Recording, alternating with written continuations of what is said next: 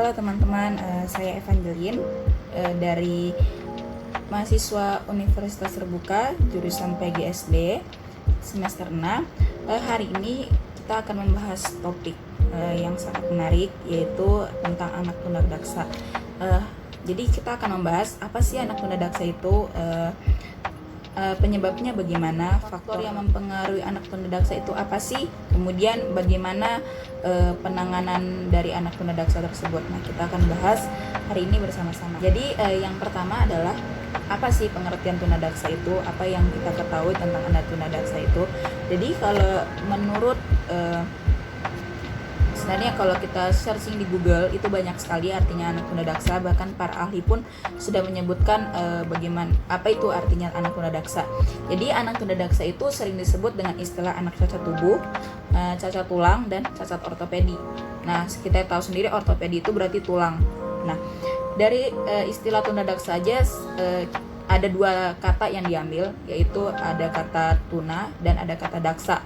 Tuna itu artinya rugi atau kurang, sedangkan kalau daksa itu artinya tubuh.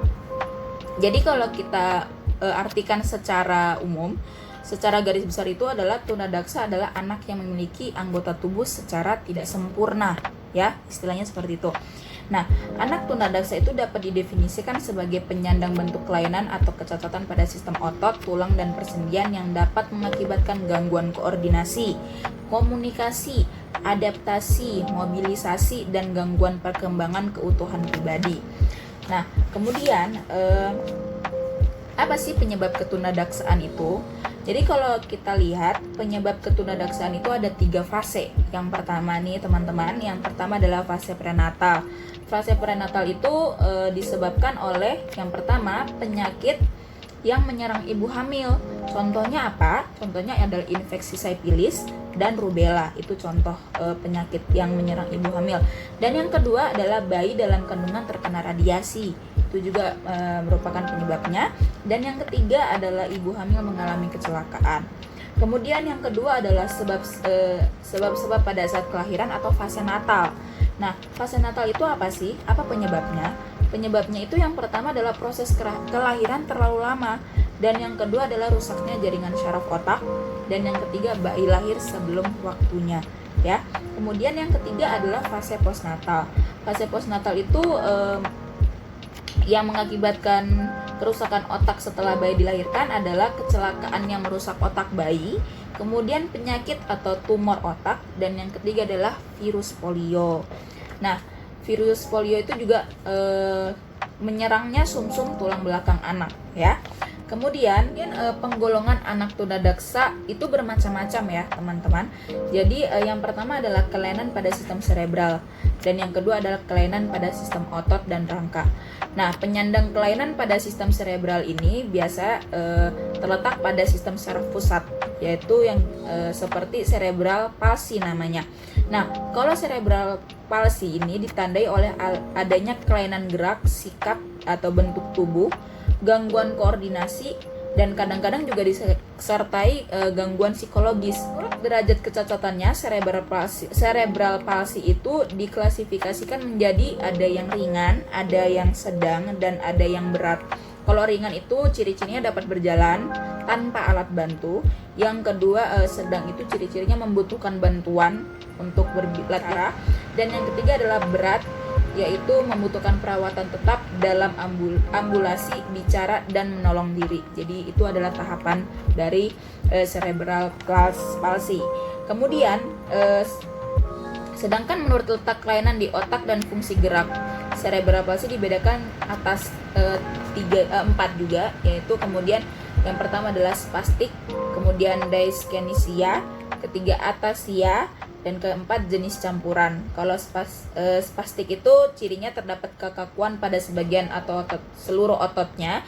Yang kedua dyskinesia itu meliputi atetosis atau penderita memperlihatkan gerak yang tidak terkontrol. Kemudian atasia itu adanya gangguan keseimbangan, dan yang keempat jenis campuran itu seorang anak mempunyai kelainan 2 atau lebih dari tipe-tipe di atas. Nah, itu menurut letak kelainan di otak dan fungsi geraknya. Kemudian Apa sih dampak tunadaksa itu? Dampaknya tuh banyak ya teman-teman. Jadi yang pertama adalah dampak aspek akademik.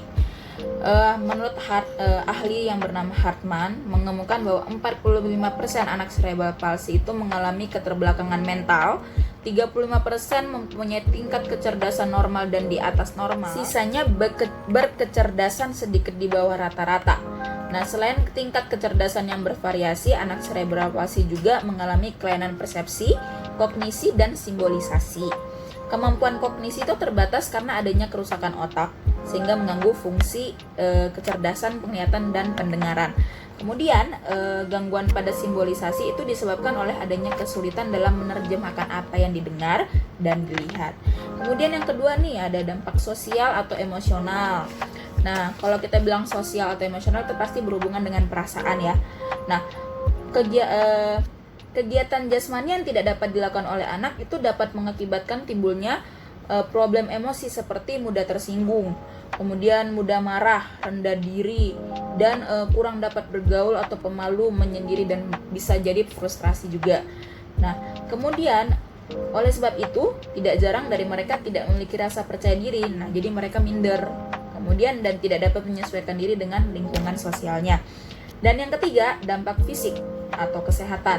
Dampak fisik atau kesehatan anak tunadaksa itu biasanya mengalami cacat tubuh adalah kecenderungan mengalami gangguan lain seperti sakit gigi, berkurangnya daya pendengaran, penglihatan, atau gangguan bicara. Nah, kalau gangguan bicara itu seperti bicaranya nggak jelas ya, atau ada yang kurang jelas cara ngomongnya sehingga kita yang mendengar pun jadi sulit memahami apa yang dia bicarakan kepada kita. Jadi seperti itu dampak fisik atau kesehatan. Kemudian dilihat dari aktivitas motoriknya, intensitas gangguannya dikelompokkan atas hiperaktif yang menunjukkan tidak mau diam. Jadi kalau anak hiperaktif itu pasti sukanya aktif ya, dia namanya aktif dan tidak bisa diam. Jadi sukanya masih bermain dan sukanya tidak bisa diam, duduk diam untuk menerima pelajaran. Dan yang kemudian adalah hipoaktif yang menunjukkan sikapnya pendiam. Jadi dia di kelas diam saja, nggak suka berinteraksi atau aktif seperti yang lainnya. Jadi ada dua perbedaan di situ, dikelompokkan menjadi hiperaktif dan hipoaktif. Kemudian tujuan utama pendidikan anak tunadaksa adalah terbentuknya kemandirian dan keutuhan pribadi. Nah, untuk mencapai tujuan tersebut, sekurang-kurangnya 7 aspek yang perlu dikembangkan mulai pendidikan pada anak tunadaksa itu adalah yang pertama adalah pengembangan intelektual dan akademik. Yang kedua, membantu perkembangan fisiknya. Yang ketiga, meningkatkan perkembangan emosi. Dan yang keempat, mematangkan aspek sosial. Kelima, mematangkan moral dan spiritual. Yang keenam, meningkatkan ekspresi diri. Dan yang terakhir adalah mempersiapkan masa depan anak. Itu adalah tujuan utama pendidikan anak tunadaksa. Kemudian, anak tunadaksa itu dapat mengikuti pendidikan juga loh teman-teman. Oh ya teman-teman. Jadi anak tunadaksa itu dapat mengikuti pendidikan pada sekolah berasrama juga. Kemudian sekolah tidak berasrama juga bisa, kelas khusus penuh, bahkan kelas reguler dan khusus, kelas umum dibantu oleh guru khusus. Jadi mereka bisa mengikuti kelas biasa, tapi ada guru khusus yang membantu khusus untuk memperhatikan anak tunadaksa seperti tersebut ya. Kemudian dalam memberikan pendidikan pada anak tunadaksa ada 2 prinsip utama. Yang pertama adalah prinsip multisensori dan yang kedua adalah individualisasi. Nah, kemudian demikian juga dengan kondisi ruangan belajarnya, ia membutuhkan ruangan khusus sehubung dengan kondisi anak tunadaksa itu. Jadi karena memang namanya anak berkebutuhan khusus, jadi dia memerlukan segala sesuatunya harus khusus ya. Baik teman-teman, mungkin cukup sekian presentasi saya. Maaf jika ada kekurangan dalam penyampaian materi yang saya berikan atau ada salah kata, salah berbahasa, saya mohon dimaafkan. Kemudian jangan lupa tetap jaga kesehatan dan salam sehat. Terima kasih.